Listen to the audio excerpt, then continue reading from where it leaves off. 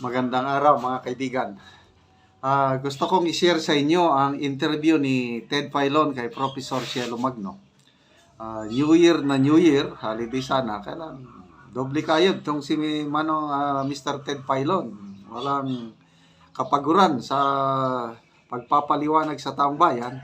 At ito na nga, si Professor Cielo Magno, bagong bayani ng mga Pilipino dahil siya matapang na nagsasalita sa mga nakikita niyang hindi magandang nangyayari sa gobyerno.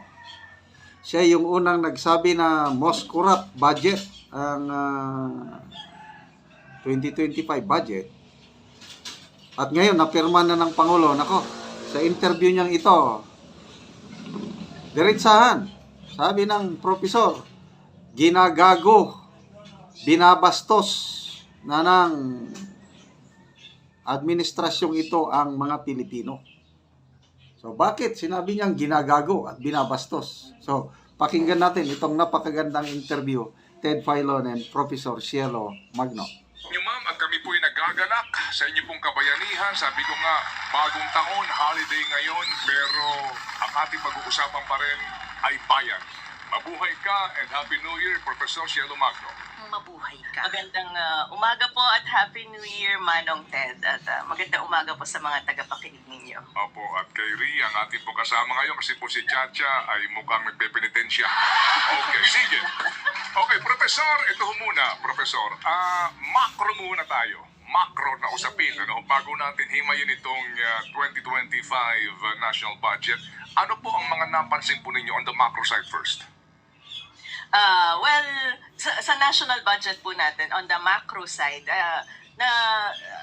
umpisa pa lang po kasi sinasabi natin na kahit mag-veto ang presidente, ay hindi nito ma-address o ma-cure o masosolve yung mga unang problema na pinoint out natin dun sa budget. Kasi lalong-lalo na po yung sinasabi natin na dapat priority ang education at hindi infrastructure. Nakakatuwa nga po kasi yung mga veto na ginawa ng presidente, halimbawa yung 26 billion, ay malinaw lamang na gustong iwasan itong posibleng constitutional question sa prioritization ng edukasyon para mapaliit ng kaunti yung budget ng DPWH. Pero kapag hinimay nyo naman po, sorry, pumunta na ako sa paghimay pag hinimay nyo naman, ano ba yung mga sinasama sa budget ng edukasyon? Ay talagang pakamot ka na lang na ulo kasi pati budget sa PMA, sinama nila dito, pati yung budget sa Philippine Police Academy, sinama nila dito, pati yung budget sa training ng public safety natin, local government academy, sinama nila dito. Kaya nga, nung isang araw nagbibiro ako, sabi ko, ano ba yung ginawa nila para i-compute yung budget for education? Word search ata dun sa budget document, hinanap yung may Academy Institute College, tapos inad nila lahat. Pero sa totoo lang po, ang sa akin kasi, kapag pinag-uusapan natin ang usapin ng edukasyon, babalik tayo, ano ba yung basic problem natin sa edukasyon? Ito ay yung extent ng literacy at numeracy, yung skills ng ating mga kabataan tungkol sa basic education. At napakalaki po ng problema natin dyan. Ngayon kung titingnan natin na yan ang problema natin, ang susunod na tanong, ano sa mga budget natin sa edukasyon ang tumutugon dyan sa problema na yan? Hindi ko po sinasabing hindi importante yung budget ng PMA, pero yung budget po ng PMA ay hindi pasok dun sa pag-solve ng problem natin sa basic education. Yan po ay national defense. Kaya kitang-kita naman po natin yung pag-stretch ng administrasyon na to para i-justify na hindi malaki pa rin yung budget natin for education. So yun po yung unang-unang kritisismo ko kasi yan yung makikita natin na constitutional question pa rin. Yung pangalawa po ay sinasabi naman po natin na sa veto power ng presidente ay hindi talaga pwedeng magdagdag ng budget do sa mga sektor na nabawasan ng budget. Kaya sa tingin po natin, itong nangyari na to ay very cosmetic lamang ang changes. Opo, very cosmetic lamang ang changes at ang gustong palabasin kaninyo, ma'am, compliant ito sa ating saligang batas. So, usapin nga ng pagbibigay ng mas malaking pondo, budget para po sa edukasyon. So basically, ma'am, hindi naman nagalaw yung pong inaprubahan na po na versyon na 737 billion for Education Department. Tama po, kasi hindi po maaaring magdagdag ng additional, hindi po maaaring magkaroon ng additional budget. Hindi po, wala po sa kapangyarihan ng presidente ang magdagdag ng budget. Maaari lamang po siyang magtanggal.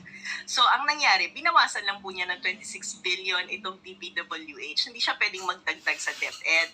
Tapos ito nga pong lumalabas na breakdown nila, no, sinasabi nilang education sector. Inisa-isa ko nga po kasi sinama nila yung PMA kasi baka naman sabihin, 'di ba? May academy din naman yan, may gumagraduate din naman sa PMA. Pero kapag tinignan nyo, ano ba yung main objective ng PMA? Ito ay tugon sa national security threat para magkaroon tayo ng mga graduate na military para sa armed forces.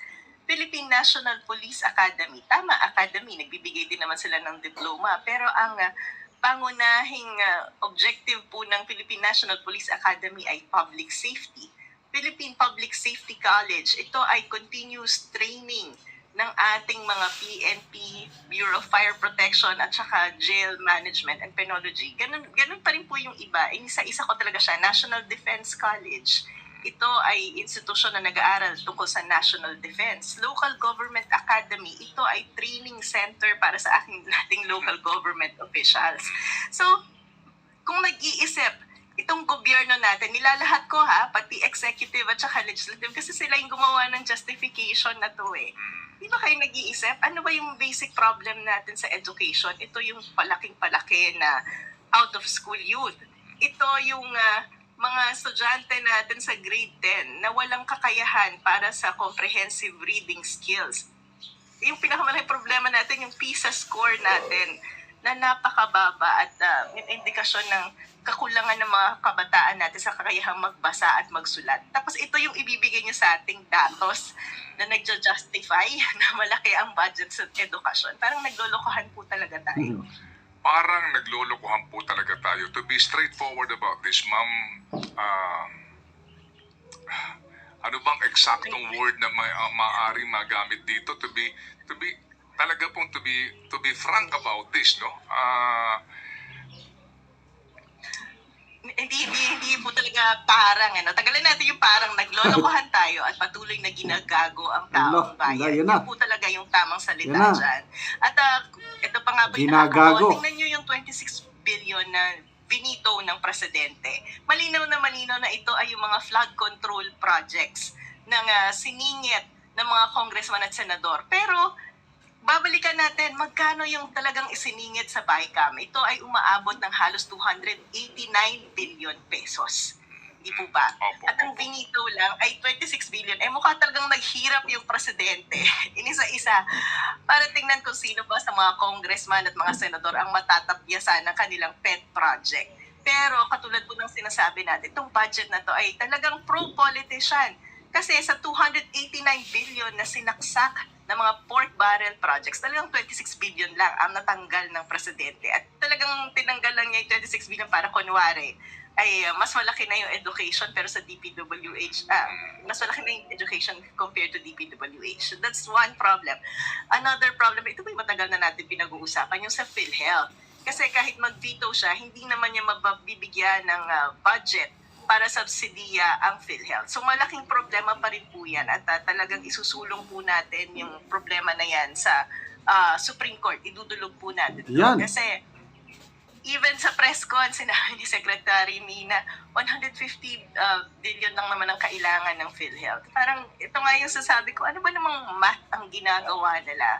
Ang inaasahan po natin ay mag-improve ng performance ang PhilHealth at i-deliver yung kanilang mga responsibilidad. Kung sinasabi ng gobyerno na 150 billion lang ang kailangan nila, parang business as usual lang yung inaasahan nila, no? At saka yun nga po yung debate na may pera naman ang PhilHealth. Hindi lang po ito debate kung may pera o wala ba ang PhilHealth. Pinag-uusapan natin yung responsibilidad ng gobyerno na ibigay yung pera para sa premium ng mga kababayan natin na hindi kayang magbayad ng PhilHealth. At yan po ay nasa batas. So parang, ito na naman, pangbabastos ng gobyerno sa taong bayan. Kasi tayong mga mamamayan ay patuloy na nagbabayad ng premium sa PhilHealth dahil automatically deducted yan. Pero yung gobyerno ayaw ibigay yung counterpart niya na may mandato naman ng batas. Opo, sige, ma'am. So, So, ang bibigat yung mga binitawang salita ni Professor Magno, pambabastos ng gobyerno, yung zero subsidy yung PhilHealth. Panggagago yung pinapalabas na mas malaki ang budget ng education kaysa sa DPWH.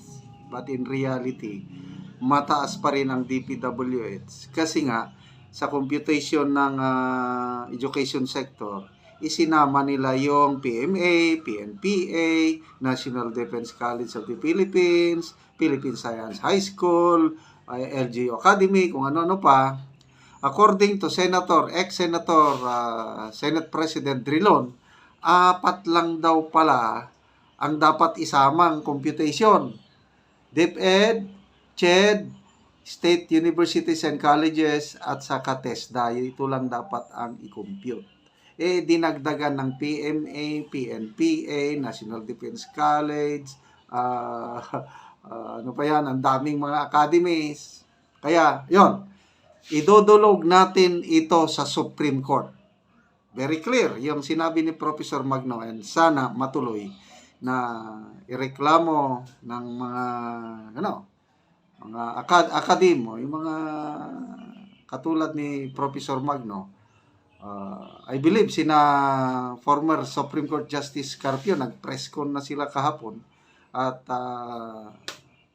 I believe pinaghahandaan na nila ang petisyon o reklamo, kasong isasampa sa Supreme Court.